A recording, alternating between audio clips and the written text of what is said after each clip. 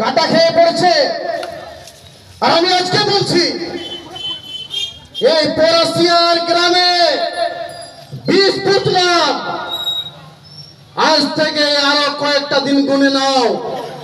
আজ আমি একটু পরাশিয়াতে কমজোর, যে দিনে শক্তিশালী হয়ে যাব না, এই পরাশিয়ার প্রত্যেকটা দোকান সেদিন তাকিয়ে তাকিয়ে দরজা বন্ধ করে দেখো, দোকান থেকে দেখবে, সেই দিন আমি মজবুতি ভাবে বলবো পরাশিয়া গ্রাম জিন্দাবাদ।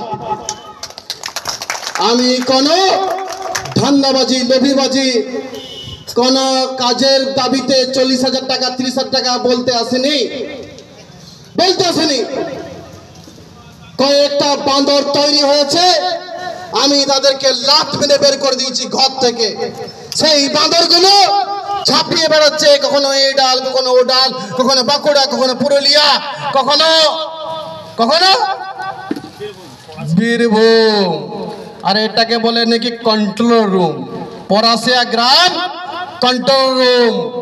এইখানে খাসির মাংস ভাত খাচ্ছে লোকের টাকা মেরে পড়ে, এখানে মুরগির মাংস ভাত খাচ্ছে লোকের টাকা মেরে পড়ে। সেইগুলার কে জবাব দিবে? এইগুলা কে জবাব দিবে? সেই জবাব বিশ্বজিৎ বাউরি নিতে এসেছে পরাশিয়া গ্রামের। যারা জানেন না তারা জেনে নিন।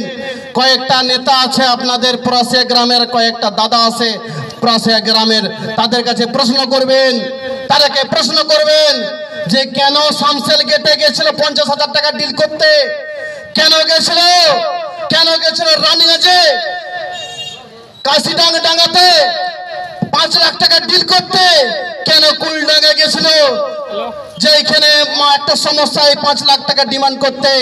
টাকায় পেট ভরছে না তো ভাই, তো টাকায় পেট ভরছে না তো ভাই আমাকে বল, আমি বলছি পার্টির সাথে যোগাযোগ করে তোকে রাজনীতিতে করে দেবো, তুই রাজনীতিকে করবি বাউরি সমাজের নামে, বা আমাদের মানুষকে ঠকাতে আসিস না বাউরি সমাজের নামে। তুই ধান্দাবাজি লোভীবাজি করবি বেটা,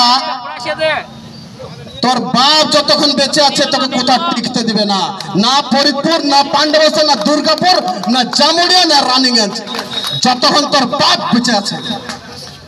তুই বলিস না বাপ বাপ বাপ, আজ দেখ বাপ, বলেছিলাম একদিন না একদিন পরাশিয়াতে পা দেব, একদিন না একদিন পা দেব। কপাল ভালো, খুব তাড়াতাড়ি মধ্যে পেয়ে গেলাম।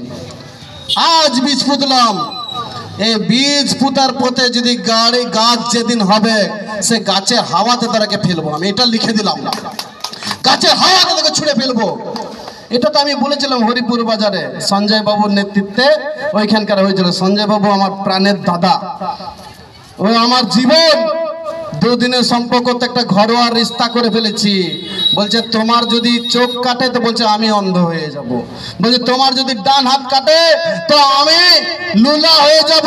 তো সেই সঞ্জয় বাবুর পাড়াতে বলেছিলাম বেটা তুমি যতই উড়ো নুড়ো ভাই, লাটাই তো আমার হাতে, তুমি যতই উড়ো লাটাই আমার হাতে, যেদিন গুটাবো সেদিন তোমাকে সব জায়গা থেকে বন্ধ করে দেবো। এই তো সব শুরু করলাম, ছোট থেকে তো বড় হয়, ক্ষুদ্র ক্ষুদ্র বুंद बुंद पे पानी गिरता है तो समंदर बनता, बुंद बुंद पे पानी गिरता है तो समंदर बनता है। तो আমি আজকে এখানে বুंद তৈরি করলাম, লিখে রাখছি জামুড়িয়াতে যদি আমি 2,000-5,000 লোক নিয়ে যদি রেলি না করতে পারি তো কান কেটে দেবো, বাউরি সমাজ ছেড়ে দেবো, চ্যালেঞ্জ করলাম।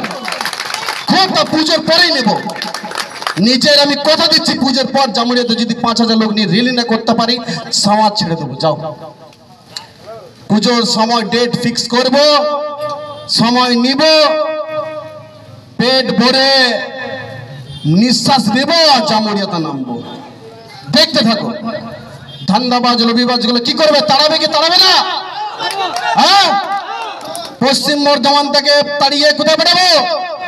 জোরে বলে জোরে পুরুলিয়াতে পাঠাবো। আরে একটা জিনিস, কিছুদিন আগে একটা জিনিস দেখবে ভাই, একটা পুরুলিয়ার মুখপাড়া বান্দরকে নিয়ে এসেছিল, আর একটা বাঁকুড়ার ল্যান্সকাটা বান্দরকে নিয়ে এসেছে, জোট করে বিশ্বজিৎকে হারাতে এসেছিল, জোট করে বিশ্বজিৎকে হারাতে এসেছিল।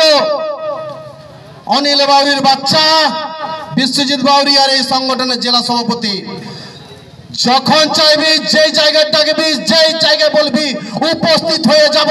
তোর মুখোশ আমি খুলে দেব, তোর নোংরামি তোর ঘষ্টামি সব বন্ধ করে দেবো বেমান। আরে দম থাকে তো এই ব্যানারটাকে ছেড়ে কাজ করে দেখা, তোকে মেনে নেবো। যা, দম থাকে তো ব্যানারটাকে ছেড়ে কাজ কর। তুই কত বড় নেতা তোর পরিচয় নিজে পেয়ে যাবি। তোর আয়না তো তুই মুখটা দেখতে পাবি না, লিখে দিলাম। তোর আয়না তো তুই মুখটা দেখতে পারবি না। ব্যানারটা তৈরি করে দিলাম গায়েগতরে দুর্গাপুর থেকে 2018 সেপ্টেম্বর। তো বিনা পরিশ্রমে তুই ঘর পেলি, বিনা পরিশ্রমে তুই ভাত পেলি, বিনা পরিশ্রমে জামা কাপড় পেলি, তোকে সুতো দিলাম, তোকে বস্ত্র দিলাম, আর তুই আসছিস ছবল মারতে। ভাই দাঁত তোর আগেই ভাঙবো আমি। দাঁত কি করবো? দাঁত গুলো আগে ভাঙবো। সবাই কি ভয় পাচ্ছ নাকি? কাউকে কাউকে ভয় পেয়েছ? হ্যাঁ, নোংরা ছেলেকে কি করা উচিত? যে দুষ্টু বান্দর হয়েছে তাকে কি করবে? টুটি ছিঁড়ে দেওয়া উচিত। সেই টুটি ছিঁড়ে দিয়ে পর তাকে বোঝাতে হবে যে অন্যায় করে তার কোনো জাত হয় না।